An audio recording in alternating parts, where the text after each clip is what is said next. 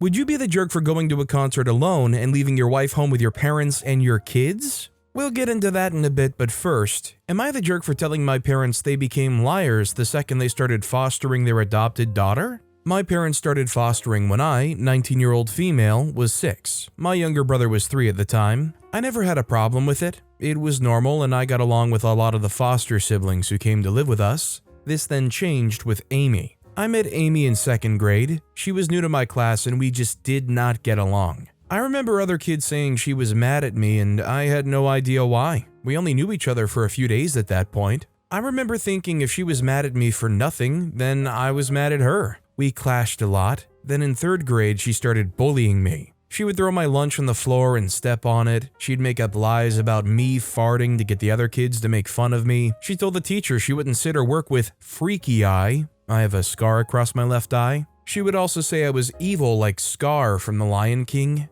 The scar gave her plenty of ammunition and eventually I became very self-conscious of this. My parents knew about the bullying and they were called in to speak to teachers and the principal over the bullying. Turns out Amy was a foster kid. Guess who decided to take her in? My parents. We were 10. My parents decided to adopt her. My parents were asked how I felt about it by a lot of people. They lied and said I was good with it and I was excited to help Amy and get along with her better. It was a lie. I screamed the house down when I found out and begged my parents not to. My brother didn't like Amy either. She had used him against me so many times at school and he knew about it. My parents blamed me for my brother and Amy not getting closer. When I was 15, we had this really big fight. My parents told me Amy was as much my sibling as my brother was, and they weren't happy that I didn't acknowledge her as such. I told them I never would, that they could adopt her 100 times and I still wouldn't call her my sister. I told them they chose helping her over protecting me. I told them I wish she had stayed in foster care forever and that nobody had ever loved her because she was a bully and I was tired of being her target.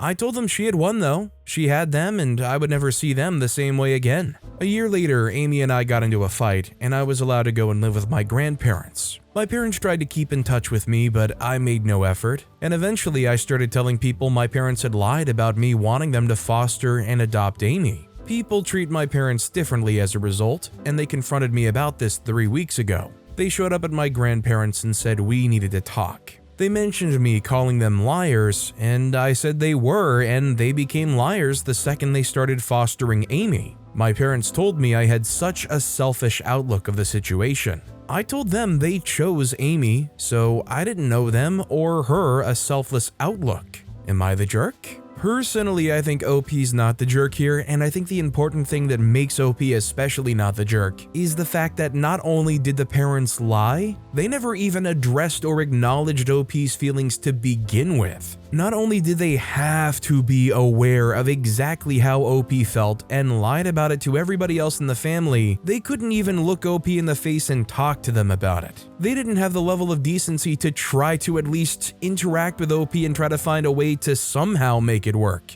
I mean, calling it what it is, it just flat out sucks, right? Lonely Owl 68 commented, "Not the jerk." This seems to be the evening for people to wonder if they're the jerks because their parents failed to protect them from step-siblings or other types of blended families that didn't work out well. Your parents did you a grave disservice when they chose to adopt Amy over your protests and then lied about it to cover up the fact that you hadn't wanted her in your family because she bullied you. That just stinks. Your outlook on this isn't selfish, it's self-defense. The only thing you owe is to yourself, to make yourself a life you will enjoy and thrive in. I'm glad you got out of the situation as soon as you could. You don't owe your parents anything, including your own lies to make them look better for having lied themselves. Also, hi, I'm Steven, and if you guys enjoy getting to decide whether or not all of these people are jerks, why not hit those like and subscribe buttons down below? That said, our next story is, am I the jerk for getting drunk instead of babysitting my cousins? I, 17-year-old female, am on holiday at a family reunion. Every year, we rent out a big house as a whole family. We're currently in a rural town in Germany, so the house is connected to fields. So obviously, you don't want my cousins, 3 to 13, to get lost.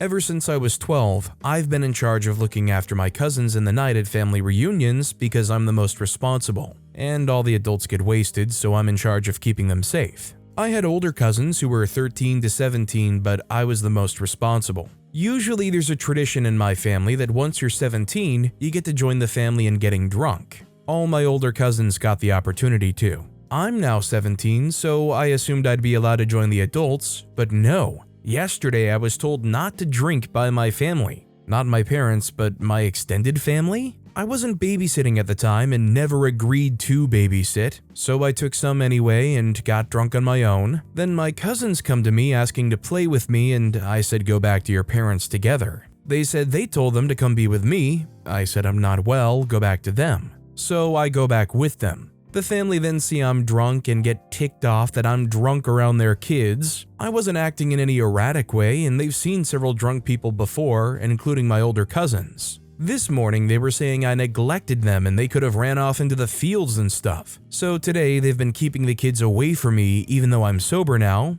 obviously, but they're keeping me away from them and saying that my 14-year-old sister and 13-year-old cousin are now responsible for them because I can't be trusted. But I come to find out that my 13-year-old cousin has been given alcohol by those exact same family members because my sister doesn't drink so she can look after them for tonight. I feel like the whole family hates me, but I don't know. Maybe I might be the jerk because I knew they usually make me babysit but got drunk anyway? Am I the jerk? I've actually heard very similar stories like this pop up, and I've never thought that it made much sense that somebody has to get stuck with babysitting duty. I mean, especially just for the fact that it's not fair to that person to have to go on this vacation or this family trip or get together, and only that one person has to sacrifice it, every single time? It's okay if you don't form any of these shared experiences, OP, because you're the babysitter. Watch my kids and our kids and their kids, it's okay. Rudebag4556 commented, "Not the jerk. You're now an adult according to the traditions. The torch of kids supervising has now been handed to the oldest under 17. My 14-year-old sister and 13-year-old cousin are now responsible for them because I can't be trusted." Of course you can't, because you can drink now and the younger ones can't. That's the deal. You've been doing this since you were 12. They can't punish you for doing a good job. If the family feel they can't trust the 13 and 14-year-olds, that seems like a them problem, and one of them will have to stay sober instead of changing the rules on the fly for their benefit.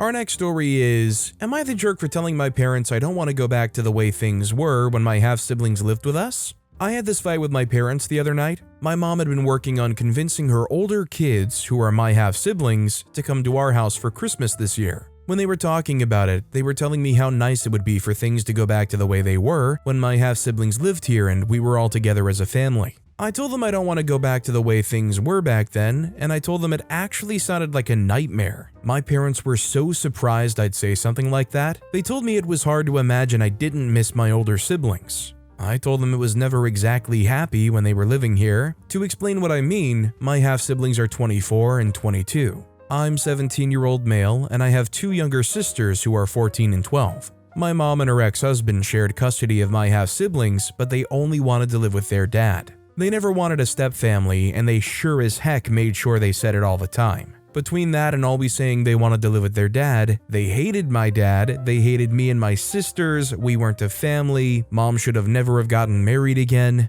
I was never under any illusion that my half-siblings actually loved me or that they were happy with us. They were like 13 or 15 when it got worse because they found out their dad had been dating someone after he and mom divorced, and he broke up with a woman to get back together with mom, but she chose my dad instead. That really ticked them off. They always made a point of saying my sisters and I weren't their real siblings, that we had a different dad and that meant we weren't actual siblings. They said siblings share both parents and not just one. They were corrected that half-siblings were still siblings, and they said no. They had to keep coming here until they were 18. Mom wouldn't agree to let them live with their dad. They didn't get to have any influence when mom and her ex fought about custody in court, and they even told me they would make our lives miserable for every day they had to come here. I was so glad when my half-brother turned 18 and he stopped coming. I don't think I can explain how much happiness it brought. I don't miss them. I'm not sad they're not here. Heck, after everything, I don't give a freak about them any more than they give a freak about me. But my parents loved them. Even my dad loves them, and they can't say it more clearly how he's not ever going to be anything to them. My parents told me after I said what I did that we're still a family and I should leave room for them to grow. And I shouldn't look at only the bad from before. I asked them to share any happy or positive memories of them being in my life. I said I would accept just one. They couldn't answer. My parents told me I should be more open-minded and our family will never heal with my negativity. Am I the jerk? I don't think Gopi's the jerk here. I think there's just a bunch of people in denial here, and no matter how much they're going to deny, it doesn't change how either side actually genuinely feels, and not just how they feel, but how they've consistently stated for a very long time. Lonely Owl 68 commented, "Not the jerk. It must have felt pretty good to you to be able, finally, to express yourself to your parents about your half-siblings. This is another case of where the adults get together and automatically assume their kids will blend themselves into one big happy family. Unfortunately, a lot of the time, it just doesn't work that way. To force children who are the victims of divorce into feeling affection for their half-sibs is not possible. And I really wish more parents understood that. It would make their kids' lives so much easier and better. Just living together in one house can be hard for some blended families. Trying to get everybody to love each other is just not within the realm of reality. Forcing the older steps to live with their mother half the time just reinforced their resentment. It would have been wiser both for them and for you younger ones for them to live with their dad full time. Your parents telling you that your negativity will keep your family from healing is ludicrous. It is not up to you to heal anyone's family troubles. The family would probably not have had the troubles it does if they had been a bit more wise in how they handled things. In 1 year, you will be an adult and able to leave. Make plans for yourself and get out of there. It's such a toxic situation. I'm sorry you had this environment to grow up in, but please don't let it affect the rest of your life. You have the opportunity to build yourself a different life, and I hope you do. Our next story is, am I the jerk for not letting my boyfriend grieve? Backstory, my boyfriend's grandpa passed away 4 days ago. When he passed, we met all of his family at a small ER to say our goodbyes. The ER made everyone wear masks due to a sickness going around the hospital. So 2 days ago, I started to feel really bad body aches, sore throat, etc. Keep in mind, I'm 18 weeks pregnant. I told him how I felt and he basically said he doesn't want to get sick because his grandpa's funeral is coming up. I told him I was feeling weak as well as hungry and didn't want to drive myself home, then be hungry once I got there. I asked him if he was okay with helping me for the night and I'll leave in the morning. Basically just bring me some food to the room so I wouldn't contaminate any other areas of the house. He told me he had a lot on his mind and wasn't in the right headspace to help me, so I told him I understand and left. When I got home, I made something small to eat and then went to sleep. Yesterday morning, he calls and checks on me. I tell him how I feel more sick than when I left. He just says, okay. The rest of the day, he has family over until about 3 a.m. just offering their condolences and keeping his family company. Around 4 p.m., I called and asked him for help to see if he could bring me something to eat because all I had the strength to get myself were just snacks like chips, cereal, no real meals, and I wanted to make sure I had enough in me for the baby. He basically brushed me off, saying he had no idea how he could help, and said I was selfish for not thinking about him grieving and how he was stressed and had a million things on his mind. He also told me that I was being evil because I said he wasn't helping me at all. After that, I just hung up. He called me at 3 a.m. when everyone left to sleep on the phone with me, but hung up 20 minutes later, said he would call back, but didn't. Now I don't want to speak to him at all, but don't want to cause him more stress when he's already sad about his grandpa. I want to know if I'm the jerk for not respecting his time for grieving. Also, would I be the jerk for not talking to him today? I know how it feels to lose your grandpa when you're so close with him, but at the same time, I just asked for a little bit of help and don't feel like I was asking him for a lot. Most medications you can't take during the pregnancy because they have bad side effects for the fetus. So I've just been waiting it out and he knows that as well. Update, it's been decided that I am the jerk here and that is fine. But for the ones wondering about DoorDash and other options, I recently just paid my bills and I made groceries for his place since I would be there with him during this time. So unfortunately, I cannot afford DoorDash at the moment, but that would have been my first option. I didn't bring any food with me because all of the groceries really have to be cooked besides snacks. Also, I know he's grieving and would have never said anything, but if he was okay enough to do favors for others yesterday, he could have picked up some food and left it at my doorstep, didn't even have to come inside. Also, I have family and friends, but getting them to do things for me is a bit of a challenge, and I learned a while ago to stop asking. It's really just been me and him caring for one another, but after reading some of your comments, I understand how I came off as needy. Thank you for your responses. Edit, I speak to my family every day, we're close in that way. I see them every week as well. No bad blood between us. My friends don't live close to me to where it's easy to just drop off food and go. My parents, on the other hand, do, but now that I'm an adult and since my other siblings have had children, my parents tend to them. I have 2 siblings who aren't in their kids' lives at the moment due to their own faults, so my parents step in. When I ask for help where they have to physically do something since I was a kid, it's always, I'm too tired to do this, or I don't feel like going here, that. But when they ask me, they feel like I'm just supposed to do whatever it is they ask. So yeah, I never call on them first. I call on my boyfriend. We've been together 3 years. So I guess the common sentiment here is that OP is the jerk. I'm not trying to disregard the boyfriend's feelings, but let's be honest here, how much effort does it really take to just make a sandwich and hand it off to your sick girlfriend who's also pregnant? Obviously, I don't know how actually sick or bedridden OP actually is or was, but being 100% honest, if I were the boyfriend, I think I would feel some level of responsibility to try to make sure I can help out a little bit, even if I am incredibly grieving. But that's just where I'm coming from. I even feel like the title of OP's post is actually kind of overinflating the issue, saying, "Am I the jerk for not letting my boyfriend grieve?" as if asking them to set some food aside for you is staunchly getting in their way, which I just don't really agree with. I mean, reminder, this is somebody who's sick and is 4.5 months pregnant with that person's child. Miscreant Marsupial commented,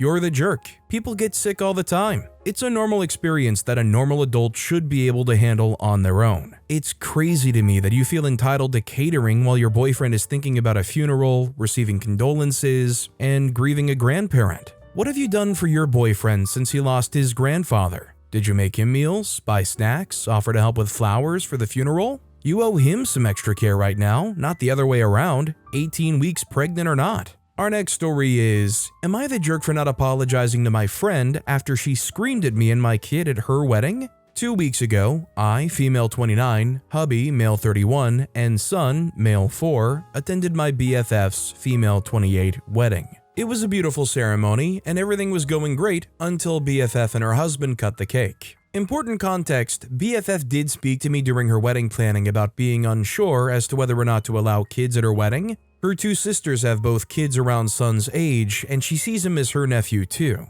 But she wanted to be able to let loose and enjoy her wedding without worrying about any kids messing things up. I gave her my opinion, saying me and my hubby allowed kids at our wedding and wouldn't have it any other way. The kids were still family and deserved to be included. After that, and speaking with her sisters, she and her husband okayed kids for the wedding. Now, the ceremony went swimmingly. BFF's nieces sat with me, hubby, and son, as her sisters were in the bridal party. I brought quiet activities to keep them entertained, and everybody behaved. I even cried from how lovely it was. When we got to the reception, nieces were returned to their parents, so now it was just me, hubby, and son. Dinner went fine, and then the couple took to the dance floor for their first dance. Afterwards, everybody was welcome to the floor to dance for a bit before cake cutting. At this point, the kids were running around and playing with each other, and it was a fairly secure space, and I knew almost everybody there, so I felt comfortable with son playing with the other kids while hubby and I had fun dancing. Important to mention now, hubby offered a designated drive so I could enjoy myself, so I had a couple of glasses of wine at this point. BFF had also been drinking and celebrating. BFF and her husband go to do cake cutting, and hubby and I were a little slow getting there, so there was a crowd blocking our view. Suddenly, I hear BFF scream son's name. Hubby and I push forward to see what's wrong. I see my son with frosting around his mouth and on his fingers. The cake had a small chunk taken out of it. I try to apologize, but BFF turns around and yells, "This is your fault. Your son ruined my cake. He's only here because you told me it would be worth it to include the kids." I yelled back, telling her that it was just an accident and the rest of the cake was still edible, that this was her nephew she was screaming about. She told me I was no friend of hers and he wasn't her nephew in front of everyone. She told me to leave or she would call security. Son and I were crying at this point, and the 3 of us left. One of the bride's sisters reached out to me after and apologized for her sister's reaction, but said I needed to apologize. I think sorries are out the window now after her outburst. I told her sister so and said I expect an apology first before I would say anything to her. Not only did she blow up at me in front of everyone, but at my son. I'm humiliated, but even more angry on his behalf. So, am I the jerk if I refuse to apologize first? I think OP absolutely is the jerk here. During all the dancing and whatnot, if you lose sight of your kids for a moment, that's one thing. But you're still responsible for your kids, and you should kind of pretty much always have a sense of where they are. And even when you don't, in a situation like this where they go and they ruin that cake, even if the rest is still edible, OP absolutely was the one ultimately responsible for that. That is their kid they were supposed to watch. I think the bride getting very upset and having that outburst is pretty understandable considering how tainted the whole experience just became. And I think OP saying, oh well, the apologies are off the table now is kind of a ridiculous thing. He only took one slobbery bite, there was hardly any frosting around his lips. Do I really have to apologize for that? Yeah, I'd think so. Sharamom4 commented, you're the jerk. Your child is very young and in need of supervision. It doesn't matter how secure the location is, there are a lot of things that are not secure, like cake, glasses, etc. in the venue. Not only should you apologize, you should have apologized right then and there instead of reacting with, the rest of the cake is still edible, because gross. I doubt your kid had washed his hands in a while and it was an accident. It wasn't an accident, your kid is young so it wasn't malicious, but it certainly wasn't an accident. You also need to pay at least part of the cost of the cake because that tier was not edible. Our next story is, am I the jerk for moving out alone and not with my stepsister and lying about where I'm going to college? My dad and stepmom were both widowed when me and my stepsister, 18-year-old female and 18-year-old female, were 5. They met a year later and became widowed parent friends, which I always believe they started dating like a year after my mom/stepsister's dad died, but they don't want to be honest and say they moved on so fast, especially when they had kids. So we would all hang out together during the day and we'd have late nights at each other's houses for a couple of years. Even back then, I struggled to get along with my stepsister. She was always a sensitive kid. She was shy, quiet, very delicate to any kind of negativity or being corrected. I'm quiet and introverted, so similar, but I was supposed to be her best friend, said my dad, and to be gentle with her, be there for her, help her with stuff, make her laugh. It was annoying back then, and when my dad and stepmom admitted they were dating, I really hated that I was now stuck with her. She stuck to me in school and would track me down and follow me around. My dad told me I should love having a sister my age. I told him I didn't. He told me to think about how great it could be. I told him I wanted to spend time with friends without her. He said she was my best friend. She never could make her own friends. She's very hard to get close to. She hardly talks. She'll talk if it's just us, but it's so painful. She never wants to do anything and just follows me around. There were times I would leave and go spend time with my friends and she would cry and I'd get into trouble for leaving her. Then our half-siblings were born and it was a crap show. I love my half-siblings. It was clear I loved them, but not my stepsister. My stepmom made that a very big deal and told me I shouldn't love some siblings more than others. I should love everyone. She also accused me of turning my half-siblings against my stepsister, but she never wanted to play with them or speak to them. Yet she would get upset when they favored me too, but mostly she hated that I favored them to her. I never wanted to spend time with her. I always had to be forced to. It showed. That didn't help. Family therapy was quit after 4 months because my dad and stepmom didn't like that so much focus was put on helping my stepsister branch out instead of helping us come together as sisters. For 2 years, my dad and stepmom and stepsister were planning for me and her to go to college together, to move out together so we could travel at the same time, and settle in together. I made plans behind their back with my grandpa, and against their wishes, I moved out in June and moved in with my grandpa for the summer, and I'll be starting community college in this town when school starts back up. My dad finally found out. He and my stepmom were already ticked that I moved without my stepsister, and now they're ticked we won't be in the same school. Dad was ticked I lied to him for 2 years. I told him he left me with no choice. Am I the jerk? I don't think OP's the jerk, but sadly, I feel like things are going to lead up to a point probably where OP is going to have to choose, do I want to try to realistically maintain a relationship with these people? Or do I want to give in and give them some concessions so that they're happy enough to even associate with me without complaining about what I'm doing? Are you gonna go to the playdate with your sister, or do we have to hate your existence? Best of luck to OP.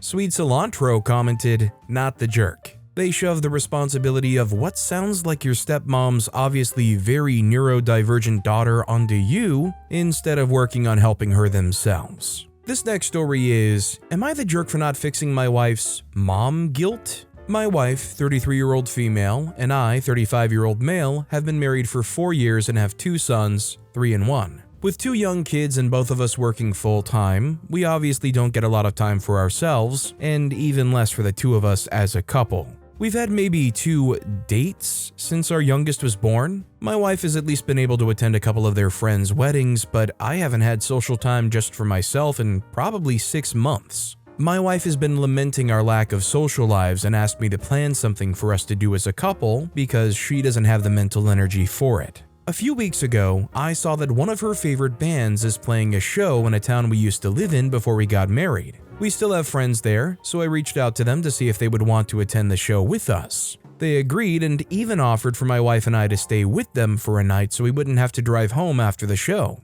I told my wife about it, and instead of being happy or excited, she immediately went off about how we have no one to watch the kids. We've never both been away from them for a night, etc. I told her that I'd already asked my parents to come stay with the kids for a night, and they were excited for it. But my wife kept going off about how our kids haven't been sleeping well, what if X, Y, or Z happens, etc. I did my best to calm her down and asked her if I should just cancel the whole thing because it doesn't sound like she's on board with my idea. She said she wants to do it, but she's just worried about leaving the kids for a night. I told her that this plan is literally exactly what she asked me to do, but if she doesn't want to do it, then we can cancel. She again said that she didn't want to cancel. Well, the concert was this past Saturday. My parents arrived Friday so that they could have a night with us and the kids at home to get familiar with our routine. Everything went fine that night, but the next day, as we were getting things packed up and ready to go, my wife became hesitant. Instead of packing, she was running around asking my mom and dad a bunch of questions related to the kids. I tried to get her to focus on the concert and seeing friends, but I couldn't do it. Eventually, I asked her if she still wanted to go. She said she wasn't sure. She told me she was feeling guilty about leaving the kids overnight. I told her that we both need to have time for us to behave like adults and this is our chance. She then told me that I should just go by myself because she doesn't think she'll enjoy herself. So, that's what I did. I went and saw friends and spent the night and had a great time. When I got home the next day, my wife was upset with me. She told me she didn't think I would actually go without her. She said having my parents there without me was uncomfortable for her. She told me I should have done more to soothe her mom guilt so that she could have gone with. Personally, I would hope that most people hear this story and say, OP's not the jerk. I completely sympathize with her hesitancy to leave their kids alone for the first night, for the first time ever. But at the same time, it's not OP's responsibility to try to fix her mom guilt. And I think if anything, OP doing what they did is just going to be a great incentivizing tool for her to realize next time, okay, you know what, let's just take that jump and go for it. I think it's more than fair for OP to face their wife and say, respectfully, this issue is yours alone to identify and not something that's fair to make my problem and my problem alone to fix. If you say, I don't want to go, but you go ahead, and then I do go ahead, it's not fair for OP to come back to anger and resentment. You can't be all, you picked the wrong answer, I can't believe you did that to me, when you're the one who advocated for that happening to you. Major Barnacle 2212 commented, not the jerk. I was prepared to go another way, but you did exactly what she asked of you, and you facilitated the obstacles by finding free lodging and safe kid care. The only work left for her was the mental work to go, and her choice was not to. While it was her right not to go, she can't be angry that you did. There was no reason that required you both miss the concert. But with that being said, that's all the time we have for today. Now, if you want to hear another absolutely crazy Am I the Jerk Here story, check out that video on the left. Or if you missed my latest video, check out that video on the right. That said, I'll see you all next time with some more stories.